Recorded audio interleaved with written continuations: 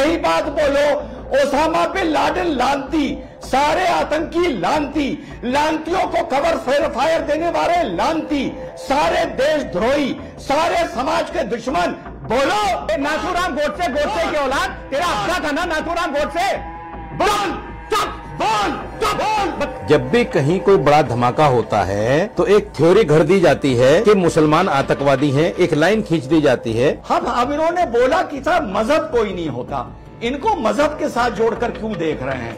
मुसलमान अक्सर अपनी बात को लेकर, अपने मजहब को लेकर सुप्रीम कोर्ट जाता है। अब रशीदी भाई एक सुप्रीम कोर्ट में पीआईएल करेंगे कि जो भी आतंकी पकड़ा जाए या मारा जाए उसे कब्र नसीब नहीं होनी चाहिए। मैं इस आदमी की शक्ल देखना नहीं चाहता, ये कह रहे हैं पीआईएल में मेरे साथ आ जाएं। अरे मेरे हिंदुस्तानी भाई मरे हैं, मुझे दर्द है। मैंने तो सुना था मूर्ति पूजने वाले और हजूर पर ईमान ना लाने वाले जहन्नम जाएंगे।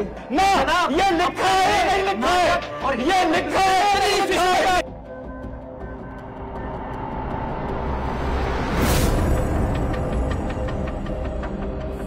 हेलो नमस्कार, सत श्री अकाल, अस्सलाम वालेकुम। कैसे हैं जनाब? कल दिल्ली ब्लास्ट पर डिबेट हो रहा था, जानबूझकर गया था क्योंकि इन हरामजादों को एक्सपोज करना था। डिबेट में चला बुलडोजर और 3 रेले गए और 3 पेले गए। तीनों जाहिलों ने जवाब नहीं दिया, अगर मगर लेकिन किंतु परंतु करते रहे। मुझे मौका मिल जाता है हंसने का और हंसने के बाद इनसे बदतमीजी करने का। मुझे पता है इनके पास जवाब तो है नहीं, तो बदतमीजी करके ही मेरे कलेजे में थोड़ी सी ठंडक पड़ जाती है। तो 3 थे, सिलसिलेवार तरीके से तीनों को दिखाता हूं। बड़े मासूम सवाल पूछे, जवाब नहीं मिला। वही लंबी लंबी बातें हो रही थीं कि बुरा हुआ, नहीं होना चाहिए था, लेकिन कौन, चुनाव, इलेक्शन कैसे हुआ, एजेंसी क्या कर रही थी, कौन थे, कहां से आए थे, वगैरह वगैरह। तो सुनिए मैंने इस पर क्या सबमिशन की। ये हर घटना की निंदा जरूर करते हैं जब भी कोई आतंकी घटना होती है, और भारत में अगर कोई आतंकी घटना हो तो पाकिस्तान भी उसकी निंदा करता है। सिमिलैरिटी देखिएगा, जो पहलगांव की घटना हुई थी उसकी निंदा भी पाकिस्तान ने की थी 22 अप्रैल को, लेकिन निंदा करने के बाद पाकिस्तान भी सवाल पूछता है, और निंदा करने के बाद ये लोग भी भारत के नेशनल टीवी पर बैठ के सवाल पूछते हैं। सिलेबस दोनों का एक है, पहले निंदा करो, फिर सवाल पूछो, फिर सरकार और मोदी को टारगेट करो। आप लोग जाकिर नायक के पीछे पड़े हैं, बेचारे के। जाकिर नायक बेचारा पुलिस पड़ी है, बेचारे के। हाँ सुनिए ना, बात ना काटिए। अरे बात ना काटा करिए मेरी, मैं बोल रहा हूं ना, आपने मुझे टाइम दिया है, लेट मी स्पीक। जी बोलिए। अरे अमीश देवगन भैया, आपके चैनल पर जाकिर नायक बैठे हैं। अरे अबू आजिम दूसरा जाकिर नायक ही तो है। चार मीनार हैदराबाद का सांसद जाकिर नायक ही तो है। जाकिर नायक भी कौम को भड़का रहा है, ये भी कौम को भड़का रहे हैं, तो उसको कहे भगा रखा है, उसको भी भारत ले आओ, या इन लोगों के मुंह पे ताले लगाओ, या इन लोगों को जेल भेजो, या इनके खिलाफ भी वही कार्रवाई करो जो जाकिर नायक के खिलाफ की थी।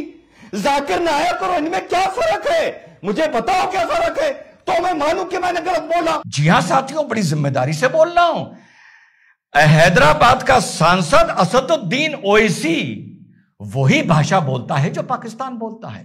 वो बोल रहा है मुसलमान खतरे में, मजहब खतरे में, नमाज खतरे में, दाढ़ी खतरे में, मदरसे खतरे में, इजारे खतरे में। यही तो वो बोलता है, और यही बातें लोगों के जहन में बैठती हैं। सिलेबस बिल्कुल एक है, फर्क बस इतना है कि इस देश के एक वर्ग विशेष से मैं आजिज आ गया हूं कि असदुद्दीन ओवैसी या पाकिस्तान का सिलेबस की किताब भारत में बैठ के पढ़ने वाला एक अल्फाज भी देशभक्ति का बोल देगा तो एक वर्ग विशेष है भारत में, वो नागिन डांस करने लगता है, उसके आगे लौटने लगता है। बेशरम है वो लोग, बेशरम है। यही तो मैंने बात बोली। क्या जवाब आया अबू आजमी के बात पर, जो अबू आजमी ने दूसरा बयान दिया कि जब लोगों को सताया जाता है तो लोग आतंक की तरफ भागते हैं। सुनिए जरा, तो सपा का प्रवक्ता अबू आजम को लेकर क्या जवाब दे रहा है, सुनिए। अभी अमीश जी बोला गया आपके चैनल पर, और कितनी शर्म की बात है, और मुझे उम्मीद थी कि आप इंटरप्ट करेंगे वहां पर। यहां पर यह बोला गया कि मजम्मत तो पाकिस्तान भी करता है, मजम्मत इस देश का विपक्ष भी कर रहा है, और विपक्ष को पाकिस्तान के साथ जो है वो जोड़ दिया गया। यह भी कहा गया कि आपके टीवी चैनल पर जो है वो जाकिर नायक बैठे हुए हैं, तो मैं तो सुरक्षा एजेंसियों से बोलूंगा कि न्यूज 18 को बंद करवाए फिर, अगर इस पर जाकिर नायक बैठे हुए हैं। लेकिन अगर इस चैनल पर जाकिर नायक बैठे हुए हैं तो नाथूराम गोडसे और उसका अब्बा भी बैठा हुआ है, क्योंकि इसी देश में नाथूराम गोडसे को जब महात्मा बताया जाता है और इसी देश में जब यह कहा जाता है कि हेमंत करकरे हमारे श्राप की वजह से मरा, तो नाथूराम गोडसे यहां पर बैठ करके जो हंस रहा होता है और उसकी औलादें हंस रही होती हैं, तो उस पर कुछ। जी हाँ साथियों, अब मैंने कहा ये मुझे मौका मिल गया है। इसने लूज बॉल खेल दी है, मुझे अभी तक इसने स्टडी नहीं किया है। मैंने कहा लानत भेजो नाथूराम गोडसे पर, मुझे इसे ट्रैप कर इसको एक्सपोज करना था, जो साथियों मैंने कर दिया। सुनो कैसे करा, मौके का चौका कैसे मारा। अब आ रहा हूं मैं अबू आसिम साहब के पास। देखिए अबू आसिम, अब मेरे हाथ में ये कुरान है और कुरान में सूरे मायदा है। सुनिए पेज नंबर 218। कुरान से क्या लेना देना? आयत नंबर नहीं, अबू आसिम आजमी का कुरान से क्या लेना देना? उन्होंने नहीं पढ़ी हुई कुरान क्या? कमाल की बात है। अबू आसिम आजमी का कुरान से क्या लेना देना? जवाब देने की कोशिश कर रहा हूं सर। जवाब देने क्या सवाल पूछा जा रहा था डिबेट के शुरू के कि अबू आसिम ने जो बयान दिया है, तुम उसकी निंदा मजम्मत करते हो या नहीं करते हो? 20 मिनट डिबेट निकल गया, 2 कौड़ी का जवाब नहीं दे रहा था। अब अबू आसिम ने जो बोला उस पर रिएक्शन देने के लिए कुरान शरीफ की आयत पढ़ा रहा है। अबे अबू आसिम ने जो बोला तो उस पर जवाब देना, क्यों ढाल बना रहा है कुरान शरीफ को? यही करते आए हैं और जिसके लिए कभी कभी मैं डिबेट में चला जाता हूं। जवाब नहीं है, देखिए इनकी फितरत क्या है। अब सुनिए, नाथूराम गोडसे ने जो महात्मा गांधी की हत्या करी उसे फांसी पर चढ़ा दिया गया। एक बार नहीं, नाथूराम गोडसे जैसों को 100 बार फांसी पर चढ़ाओ।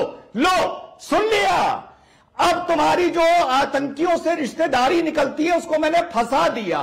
अब तुम भी यही बात बोलो, ओसामा बिन लादेन लानती, सारे आतंकी लानती, लानतियों को कवर फायर देने वाले लानती, सारे देशद्रोही, सारे समाज के दुश्मन। बोलो बोलो। ओके फराज किद भाई, मैंने कहा भैया मैंने तो अपनी बात बोल दी, अब तुम जो यहां बैठ के कवर फायर दे रहे थे वही बात दोहरा दो। मुझे पता था यह ट्रैप हो जाएगा, क्योंकि मुझे इनकी जहनियत का जहर पता है। सुनिए अब जवाब, फिर घुमा रहा है जवाब को। फराज किद भाई, देन शहजाद। अमीर जी पहले इस आदमी से कहिए बदतमीजी ना कर रहे, चिल्लाए ना, क्योंकि गन शहीदा में इसके साथ क्या हुआ था ये पूरी दुनिया जानती है, जानती। अब सुनिए, आप सुनिए। अरे सुनो, अरे चुप, राक्षस कहीं के, 2 कौड़ी की तेरी औकात नहीं है, चुप रहे। तुम्हारे जैसे और कितने चलाए? नाथूराम गोडसे की औलाद, तेरा अब्बा था ना नाथूराम गोडसे। बोल, चुप, बोल, चुप, बोल, बदतमीज कहीं का। बोल, मैंने बोला, बोल, चुप, बोल। पढ़े लिखे आदमी कैसी भाषा बोल रहे हैं? लेकिन आप भी काम डाउन, चुप, बदतमीज कहीं। आप एक पार्टी को रिप्रेजेंट कर रहे हैं फराज किद भाई, प्लीज मेरी रिक्वेस्ट। रंग के बैठा है यहाँ पर जवान बनने के लिए। बदतमीज आदमी, इसे कहिए चुप रहे। वो अपनी टर्न पे बोले, वो अपनी टर्न पे बोले। अरे बोलना जो मैंने नाथूराम के लिए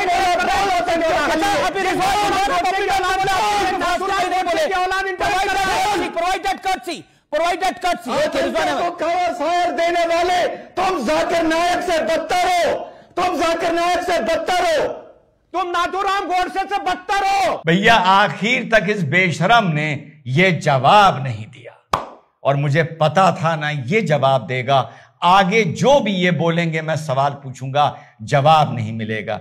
आगे चलिए। नहीं देखिए, मैं ये कहना चाहता हूं मिश भाई, ये कोई नई चीज नहीं है। जब भी कहीं कोई बड़ा धमाका होता है तो एक थ्योरी घर दी जाती है कि मुसलमान आतंकवादी हैं, एक लाइन खींच दी जाती है और उसी लाइन पर फिर सारे चैनल, सारी डिबेटें, सारा सोशल मीडिया फिर उसी लाइन पे चलता है। सुनिए एनआईए, सुनिए, अरे सुनो तो भाई, एनआईए का स्टेटमेंट आया है। उन्होंने कहा है कि हम धर्म या संप्रदाय के नाम पर जांच नहीं कर रहे हैं, हम सबूतों के नाम पर कर रहे हैं। हाँ, अब ये ज्ञान देने आ गया कि कोई धर्म नहीं, धर्म की बात क्यों कर रहे हैं, आतंक का धर्म नहीं होता, फलाना नहीं होता। एक ने तो जवाब दिया नहीं, जलील ने। अब ये दूसरा बेशरम आ गया, कुछ नहीं होता। तो इससे भी मैंने एक छोटा सा सवाल पूछ लिया, उसका जवाब जी अमी जी बड़े बड़े माफियाओं के ऊपर 50 मुकदमे, 60 मुकदमे, 100 मुकदमे, अपहरण के मुकदमे, कत्ल के मुकदमे होते हैं, उनका कभी कन्विक्शन नहीं हो पाता सबूतों के अभाव में, गवाहों के टूटने की वजह से। तो क्या रशीदी उनको माफिया मानना बंद कर देगा क्या? पहली बात। दूसरी बात, अब इन्होंने बोला कि साहब मजहब कोई नहीं होता, इनको मजहब के साथ जोड़कर क्यों देख रहे हैं? मुसलमान अक्सर अपनी बात को लेकर, अपने मजहब को लेकर सुप्रीम कोर्ट जाता है, पीआईएल करता है। अब रशीदी भाई एक सुप्रीम कोर्ट में पीआईएल करेंगे कि जो भी आतंकी पकड़ा जाए या मारा जाए उसे कब्र नसीब नहीं होनी चाहिए, उसे गंगा जी में बहा दो, उसको गुस्ल नहीं देना चाहिए क्योंकि वो मुसलमान नहीं है, उसे गंगा में बहा के मछलियों को खिला दो। मुसलमान आतंकी जैसी कोई चीज ही नहीं होती तो काहे की कब्र? तो मेरे हिसाब से हम और रशीदी अगर एक पीआईएल करें तो क्या रशीदी मेरे साथ इसमें खड़े हैं? पैसे मैं नहीं लूंगा, सिर्फ वो अप्लाई कर दे, मुकदमा मैं सुप्रीम कोर्ट में लड़ लूंगा। मतलब आप कह रहे हैं अदालतनामा साइन कर दें? ओके हमीश भाई, हाँ, बस जी, रशीदी अदालतनामा साइन कर दें। हाँ, मैं इस आदमी की शक्ल देखना नहीं चाहता, ये कह रहे हैं पीआईएल में मेरे साथ आ जाएं। बेवकूफ लोगों के साथ नहीं लगता मैं।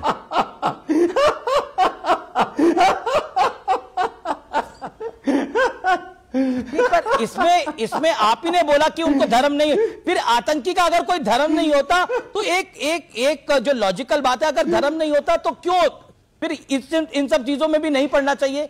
और आप कह रहे हैं मीडिया ट्रायल होता है। मैंने तो ये बात अब है डॉक्टर उमर, उसको उमंग थोड़ी बना देंगे, बनाए कैसे बताओ? अल फला मस्जिद का मौलाना अगर पकड़ा गया है तो हम क्या बनाए उसको? मंदिर का पुजारी पकड़ा गया? मैंने एक सच्ची बात कही है, मैंने एक सच्ची बात कही है। तो मेरे पास ये क्या जवाब इसके पास भी नहीं है। भैया मैं बड़ा न्यूट्रल आदमी हूं, मैं ऐलान करता हूं, आप लोगों का हिंदू मुसलमान का मुझे समर्थक चाहिए। अगर मुसलमान आतंकी मारा जाए तो उसे कब्र नसीब ना होने दो, उसे नमाज जनाजा नसीब ना होने दो। मैं कहता हूं उसे लकड़ियों पर डालकर उसको जला दो। मैं उसे चिता का शब्द इस्तेमाल नहीं करूंगा, जला दो, फूंक दो। और अगर हिंदू आतंकी कहीं मारा जाता है तो मैं कहता हूं उसको ना आखिर में जो पूजा पाठ होता है वो नसीब होने दो, ना चिता मिलने दो, जेसीबी खोदो और उसको उसमें दफना दो। बिल्कुल न्यूट्रल बात है ना। पता नहीं क्यों मुसलमान जो कहता है कि आतंक का मजहब नहीं होता वो इस बात के लिए तैयार नहीं हो जाता। या मैं कहता हूं दोनों को नदी में बहा दो, मछली खा लें, पंछी खा लें, कौवे खा लें, चील खा लें, किसी के तो काम आएंगे मरने के बाद दो कौड़ी के। यार इसके लिए भी ये लोग तैयार नहीं होते, मुझे समझ नहीं आता। दोनों तरफ की बात करता हूं मैं। अब एक कश्मीर का एनालिस्ट आया था, बड़ी लंबी लंबी फेंक रहा था। भैया मन तो जा रहा था कि टीवी पे बैठ के मैं तिगल्ला करना शुरू कर दूं। उसकी बातें सुनिए। उससे भी मैंने एक सवाल पूछ लिया, उसके भी आग लग गई, जवाब उधर भी नहीं मिला। सुनिए। हमारा हुब्बुल वतन हमारा ईमान है, love for your country is love for your religion. लेकिन ये लोग को बार बार अपना मीडिया ट्रायल करना है, अपनी जबान चलानी है और बताना है if you are a Muslim in this country आपको सर्टिफिकेट देना होगा। कोई दहशतगर्द कोई ब्लास्ट करे, अब ये शहजाद पुना वाला भाई बताते ये ब्लास्ट वो ब्लास्ट ये ब्लास्ट। अरे मेरे हिंदुस्तानी भाई मरे हैं, मुझे दर्द है। मैं ये खून का कोई लहू का कोई धर्म नहीं होता भाई, सभी एक है, हिंदू एक है, मुसलमान एक है, सिख एक है। आपको दिखना है अरे रंग हिंदू का रंग मुसलमान का रंग अलग है क्या? मेरी अंग आपकी अंग से अलग है क्या? बार बार आपको एंगल, अरे बस करो यार। किसी का भाई मरा है, किसी की बहन मरी है, किसी की मां उजड़ी है, किसी का सुहाग उजड़ा है। अब सुनिए, अब इस पर मेरा सवाल। सैयद अब्बास भाई ने बहुत अच्छा एक मोनोलॉग बोला, इस्लाम का वास्ता दिया, कुरान का भी वास्ता दिया, बड़ा अच्छा लगा मुझे सुन के। अब्बास भाई यार मैंने तो सुना था मूर्ति पूजने वाले और हजूर पर ईमान ना लाने वाले जहन्नम जाएंगे, तो जहन्नम जाने वालों से हम मुसलमानों वो हमारे भाई कैसे हो सकते हैं यार? जरा देश को समझाओगे? या तो ये बोल दो कि वो गलत लिखा है, ऐसा कुछ नहीं है, कोई मूर्ति पहुंच के भी अल्लाह ऑलमाइटी तक पहुंच सकता है। तो यार ये बोल दो कि जो ये लिखा है कि मूर्ति पूजने वाले जहन्नम जाएंगे ये गलत लिखा है, अब ऐलान कर दो ये शिर्क है। मैं इस पे यकीन बोलो। डॉक्टर रिजवान अहमद मेरे जो बड़े भाई हैं, प्रिय मित्र हैं, बहुत सारी डिबेट्स कर चुका हूं, सही लाजिम जवाब सवाल पूछा है और जवाब सुनिए। अरे भाई साहब, कुरान को पहले नुक्ते से लेकर आखिरी नुक्ते तक पढ़ो। अल्लाह सुब्हानहू तआला रब्बुल आलमीन है, रब्बुल मुस्लिमीन नहीं है। अल्लाह सबका है। ये लिखा है या नहीं लिखा है? ना, ये लिखा है या नहीं लिखा है? और ये लिखा है, जवाब इसका भी नहीं मिला। सीधी से बात पूछी थी, बता दो नहीं लिखा है, बता दो, या बता दो लिखा है लेकिन वो उस दौर के लिए लिखा है। अब हम उस बात को नहीं मानते, उस बात पर हम यकीन नहीं करते। कोई मूर्ति पूजने वाला भी अपने तरीके से, वो उसका रास्ता है, परमेश्वर के पास पहुंच जाएगा। हम अपने तरीके से, अपने अकूदे से अल्लाह के पास पहुंच जाएंगे।